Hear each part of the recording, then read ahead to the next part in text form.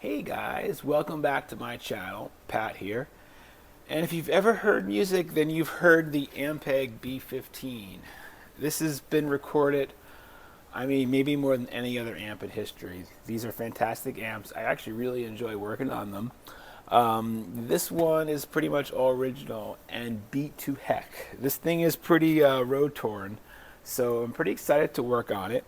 The client claims, and I can't verify this, the client claims that this was a part of the original SNL backline. So Bob Cranshaw from Blue Note Records fame actually played through this, and Donald Duck Dunn from Stax. Again, I don't know. I'm going with these guys played it, but who knows. Let's dig in together and see what's going on.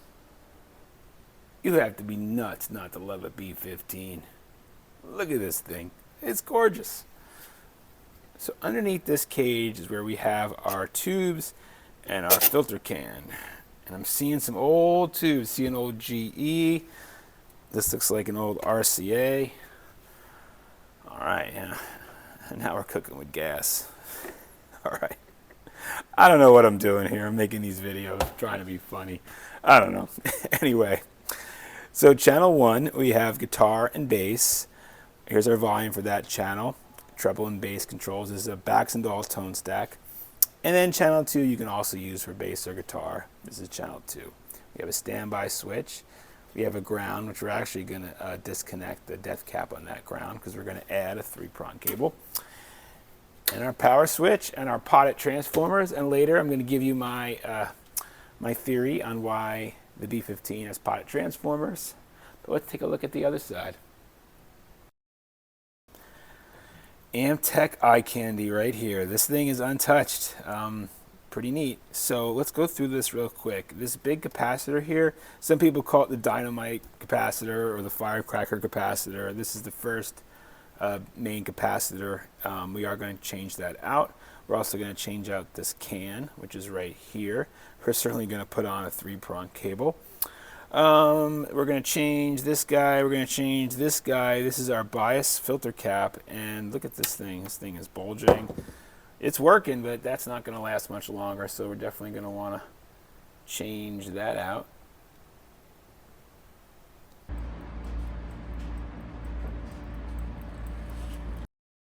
So people ask all the time, what is a depth cap? Well, safety standards have changed. And back in the days of 2-prong cables, that was the standard, you would get a lot of noise and interference coming in on the line, into your amp. And having a depth cap or a depth cap on a ground switch would allow you to sort of filter out that noise. Lighting, motors, radio towers, you name it.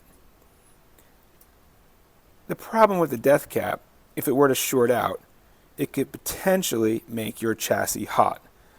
And that's not very safe, especially with a guitar, because you have a strap and you're playing guitar and it's in your hands, and if all of a sudden that shorts out and you're getting shocked with 120, good luck getting all of that off. So it is unsafe, and the standard now is to take it out and put on a 3-prong cable where it's not needed. I've always found it humorous that Ampeg like to use the Black Hat brand capacitors for their depth cap. Always return parts to the client.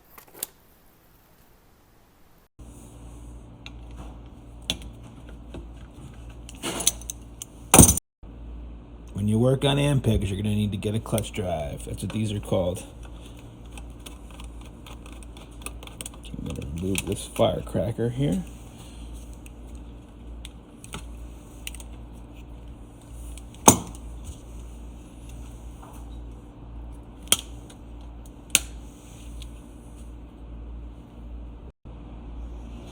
So this stick of dynamite here is a 30 microfarad 600 volt cap. I actually make my own of these. There's the date code 66. Eesh.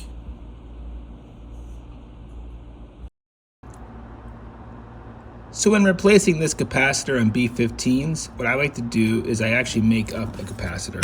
You can't actually get a 30 at 600 volts anymore. There's a 20, but 20 is not enough capacitance. I'd even argue 30 is not enough. I like to do 35. So what I do is I take two 70s in series with stabilizer resistors across each, and the capacitance will divide. So it'll be 35 microfarads, and the voltage adds. So we now have 35 microfarad cap at 700 volts. I shrink tube it, and I just put it in here, the original mount, and we're gonna go with this. So the chassis of the B15 mounts on this tray, this shock mount tray, and one of the shock mounts is missing. It looks like one here is not screwed in. And thankfully, Bruce over at fliptops.net makes all kinds and sells all kinds of Ampeg parts and reproduction parts. So we can get this.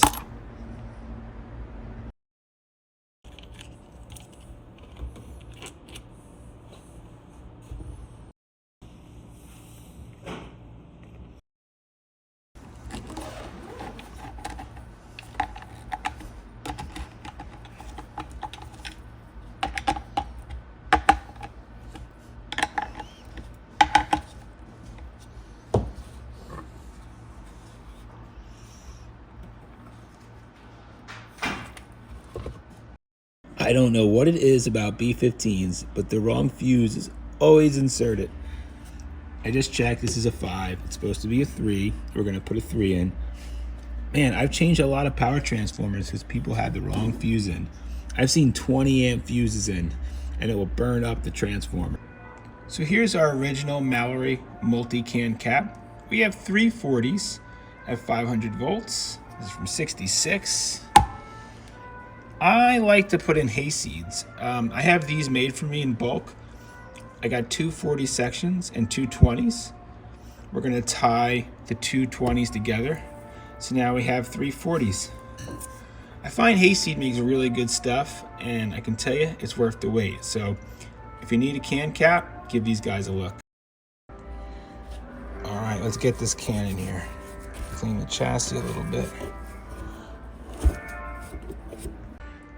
I'm not gonna lie to you, changing these is kind of a bear.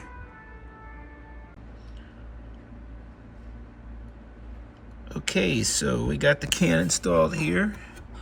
I just installed the capacitor that we made up here.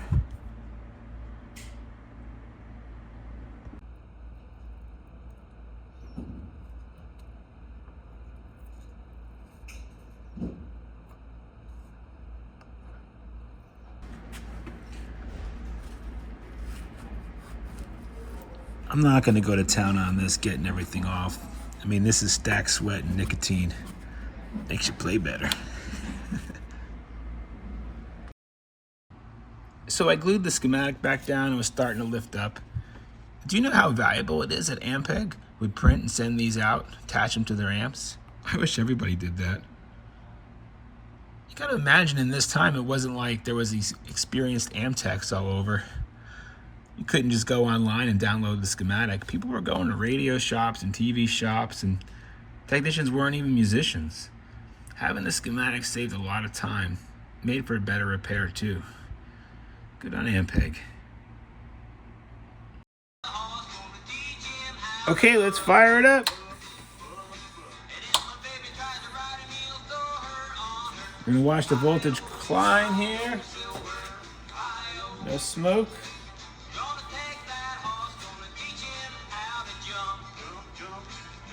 See, it goes over 500. That's why we have a 600 volt cap and not a 500 volt cap. That first cap we talked about.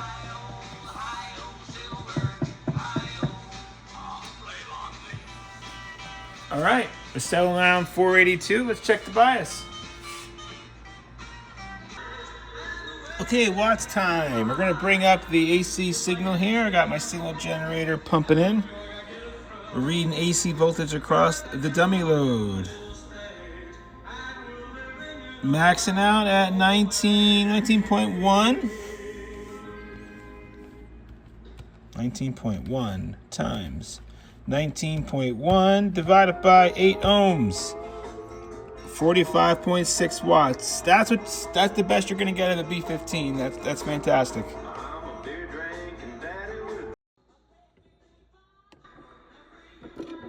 So the brainchild of the Ampeg B15 was Jess Oliver. Jess Oliver was a bass player, and he was a customer of Ampeg. And in 1956, he quit his job being an electrician and joined Ampeg. Everett Hall, the founder of Ampeg, who my son's actually named after, sent Oliver, who was already pretty knowledgeable with electronics, sent him to RCA night school to study amplifier design. Just saying that gives me a tingle. Can I take that course? Oliver claims that the inspiration for the first amp with reverb came from the hi-fi world. Ampeg was the first company to put onboard reverb in an amp. They beat Fender out by 2 years, introducing it in 1961. In 1960, Ampeg introduced the B15 flip-top. Now, we do know that Jess Oliver was looking towards the hi-fi world. So here's my, alternative history on the B15. When Jess Oliver died in 2011, his stuff was sent to auction and some of it made its way onto eBay. What you're looking at here is a Fairchild 260 that belonged to Jess Oliver. I took this screenshot after he died directly from eBay. I'm glad I was able to find it. Fairchild was also a New York-based company. Doesn't it look like a B15? Potted transformers, a cage over the tubes in a straight line. If I were designing a bass amp in the late 50s, I would have been looking at Fairchild myself. Hi-fi equipment at this time was great. It had much better bass response than anything we've seen in the guitar world. We are looking at a gut shot of Jess Oliver's actual Fairchild 260. I see some recent work here. That AC cable is new. And honestly, the input and output jacks, they don't look 50s to me. They look like a recent add-on. Now keep in mind this is just a power amp. So I see an input jack on the right and a speaker out on the left. The transformers in the Fairchild were amazing. They were made by Fred Transformers in Brooklyn, and they were what's called C-core transformers. Also, it's interesting, this Fairchild was never recapped. All original capacitors. Tired, brilliant amp techs will understand. Now, Ampeg didn't use C-core transformers or ultralinear designs, but I think they took a little bit from Fairchild and certainly the hi-fi world. Baxendall tone stacks, potted transformers, the cabinet. It's a bass reflex ported cabinet. Now, the idea to make it a flip-top comes from his wife's Singer sewing machine. Jess Oliver was a genius. Him and Everett Hall must not be forgotten in music history. Now, here's my son, Everett, making a three-point shot.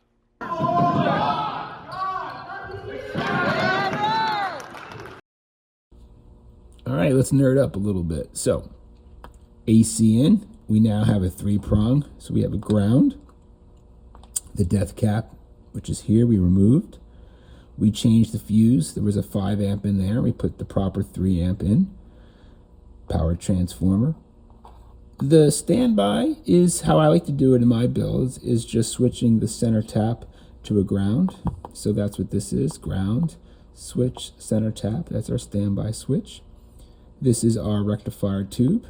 Now, the B15Ns had a 5AR4. The early ones had a 5U4, so a little more B plus voltage to give us a little more wattage. Also, real quick, this is our supply for the bias. This is a fixed bias amp. The originals were cathode biased and had less watts. Okay, now, the two channels are nearly identical. So, you plug in your bass here. This is the first gain stage, a 6SL7. Fantastic octal tube, wonderful mid-range tube, beautiful sonic tube, beautiful imprint.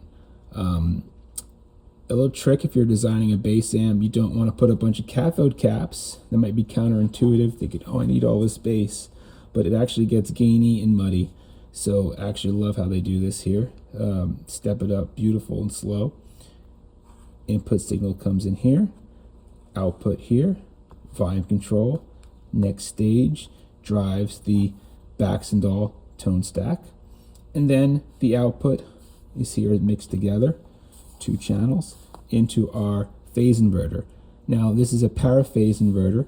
Again, kind of old school. Ampeg like to use this a lot.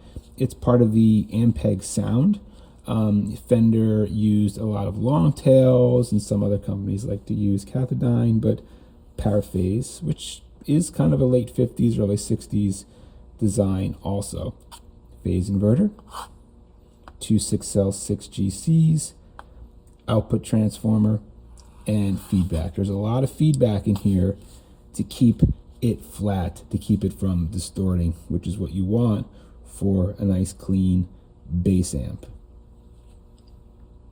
Hey everyone, thanks for watching. I hope you enjoyed this video. If you liked it, hit like and subscribe and all that stuff that people do. Anyway, there's a lot going on. California friends, I'm actually going to be in Los Angeles on March 16th. I'm going to be doing a class out there with a good friend and fellow technician, Colleen Fazio.